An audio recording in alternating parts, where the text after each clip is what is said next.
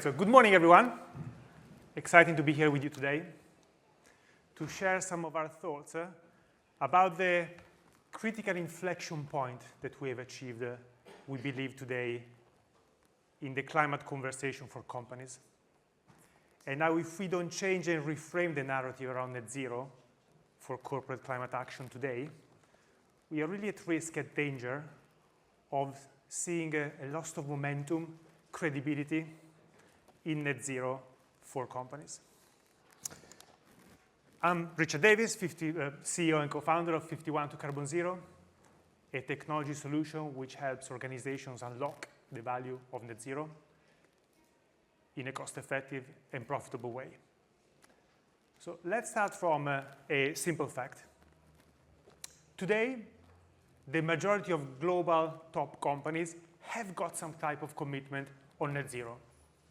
They are saying they want to achieve decarbonization within the timeframes that are required to avoid a planetary disaster. However, only 16% of those companies are currently on track to achieve those goals, have currently achieved the reductions in the last few years, and have got a plan, a credible plan, to get there. So how comes we've got this gap? It's because the narrative, the positioning, the framing of net zero has been wrong. So the way that business talks and the way that the net zero conversation has been developed are at polar opposites. So net zero has been historically fueled by a narrative of fear. If you remember back in the day, Al Gore, An Inconvenient Truth, the subtitle was, by far the most terrifying film you will ever see. There's been a lot of ideology as well in the net zero conversation. Net zero has been conflated with other important social and political issues, but issues which are separate and need to be tackled in the right forums, and really don't make any service for net zero within the corporate world.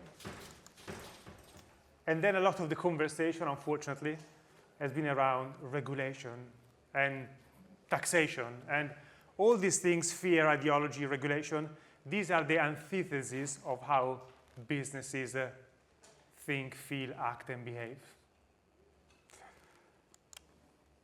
This disengagement is now also spilling over the public sphere, us as citizens, unfortunately. If you look at this graph from YouGov, it shows you that in the last 6-10 months, we have more people in the public saying that the government in the UK should spend less on climate action and climate mitigation, not more. The risk really is that the whole conversation about net zero could dissipate, or is dissipating, if we don't act now. If we don't shift it and don't pivot the whole narrative from an obligation to an opportunity, because that's how businesses think. That's how people think as well.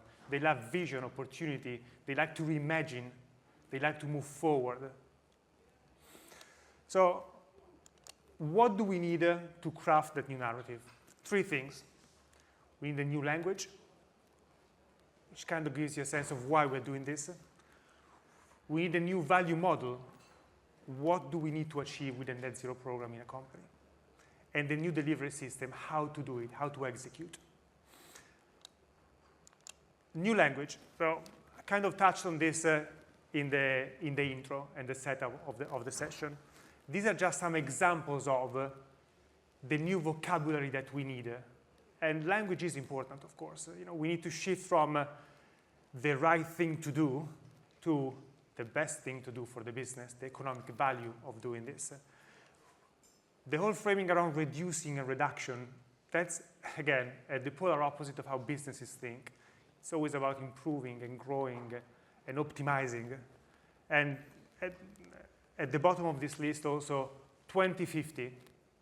Yes, 2050 is important. But quite frankly, within any company, business, or organization, very few people think about 2050. And I hope we will all be retired by that time as well. So we need a new language, a new vocabulary. We also need a new value model. that reflects how businesses think about business. So my background is in business strategy and transformation, and that's how we would have looked at any organizational change, any new investment, any corporate initiative. How do you create value in terms of building and growing value and protecting and de-risking the value that you have in the business? So when it comes to net zero, and when it comes to the cost and risk mitigation, a lot of the conversation has been at the bottom of this chart, mitigating or reducing the cost of doing business, supply chain resilience, insurance costs, reputational risk, compliance, and that's all important, of course, but it's at the bottom of the list and it's the least exciting. If we move up, there are other things that start to create even more value or protect even more value. Access to capital. So how do you access credit or financing facilities at a better rate? How do you access new investment pools? So we help a global service company client of ours access credit facilities at an improved interest rate because they had not just a commitment, but they achieved some carbon reductions in the last 3 years. Human capital, so how do you decrease churn? How do you make sure that people stay for longer? How do you decrease overhead cost in recruiting and headhunting people? If headhunting costs 20-25% of your annual FT cost, that's a big chunk of cost that you can reduce by net zero. Operational efficiencies, obviously, how do you use net zero to identify pockets of waste in how you are purchasing and using energy, waste, travel, your digital infrastructure? A lot of work we do is in that space. How do you reduce cost at the end of the day? Manufacturing client of ours saving over 6 figures per year thanks to energy efficiencies at their manufacturing sites here in the UK and Europe. So all these things start to add up, and you can translate the net zero value from just an ideological thing to a monetary value for the business. But let's move to the upper side of this tree chart, which is on the maximizing the growth opportunity. Of course, innovation, so new business models or partnerships, access to new partnerships as well. Customer economics, how can you increase the share of wallet via upsell, essentially, with current customers, decrease churn, maximize the LTV, the lifetime value of the customer. Media client of ours, the biggest advertisers or the biggest customer of theirs, had some issues about the media client not having a net zero strategy. We de-risked and we made sure that that risk of churn was minimized or completely neutralized by starting the program with them. Pricing, this is about decreasing price elasticity, really. So whether it's a premium price or maintaining prices because you got a better product, you need a lot of marketing to make sure that sustainability builds in the quality of the product. But yeah, you can absolutely maintain price advantage via a net zero program.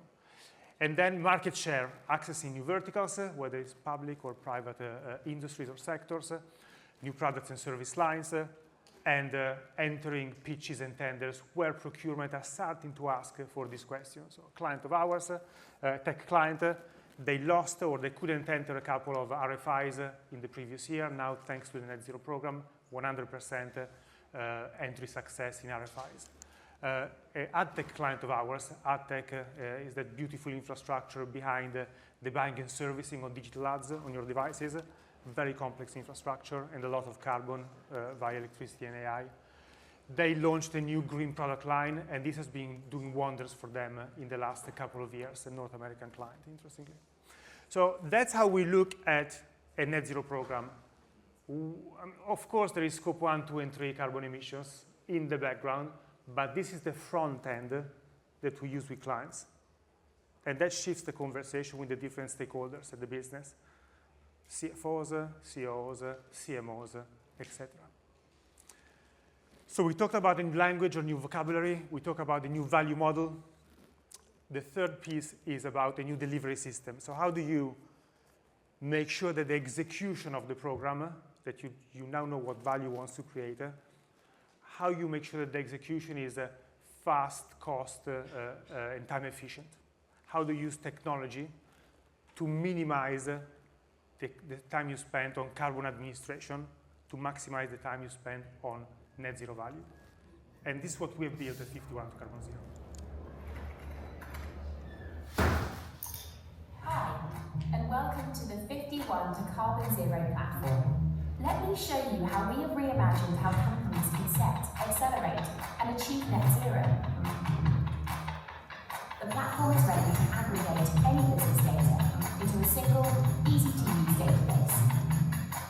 Our unique tagging system allows you to reflect your business structure within your carbon footprint. For example, this could be by market, business unit, or product. You can attach source evidence to ensure auditability and download your data in specific formats to meet your reporting requirements. A bank of virtual climate experts are available to help you through your entire net zero journey. Think of them as your outsourced sustainability team. Customized dashboard visualizations allow your data to come to life and help you easily identify hotspots within your carbon footprint. The dashboard is interactive and allows you to filter the data at the click of a button. Based on your footprint, the platform uses machine learning to suggest suitable initiatives that can be assigned to individuals and added to wider decarbonisation strategies. By building your climate community on platform, employees will be able to engage with one another by gathering ideas, celebrating accomplishments, providing updates, and sharing useful initiatives with one another. Set, accelerate, and achieve your net zero ambitions with 51 to Carbon Zero. So hopefully that gives you a flavor of how we interact with customers, how we speak about net zero value with customers. But the bottom line here is that net zero can really unlock business value, business growth, and protect value currently being generated in the business. But that's not how businesses feel about net zero today. So we need to shift and pivot that conversation, and we need to do it now together.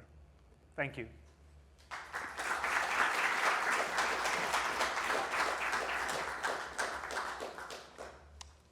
Am I taking questions as well, or any questions?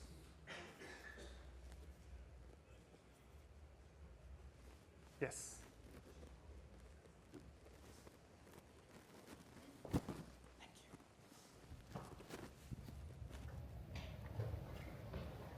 Thank you for that really insightful presentation. I was just wondering if you have a few examples where companies were successful to unlock the value and shift the paradigm from an obligation to an opportunity, and therefore have gained a competitive advantage.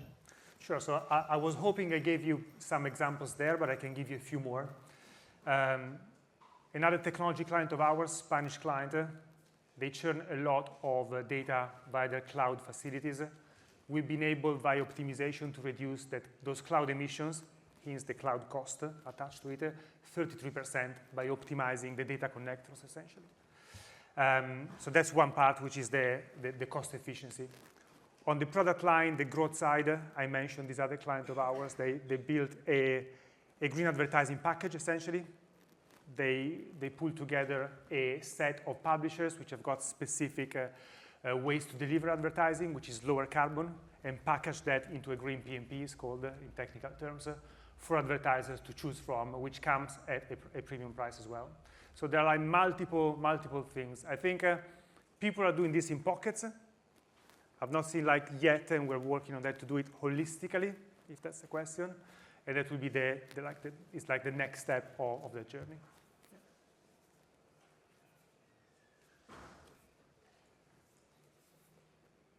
Yeah. Thank you so much then. Cheers.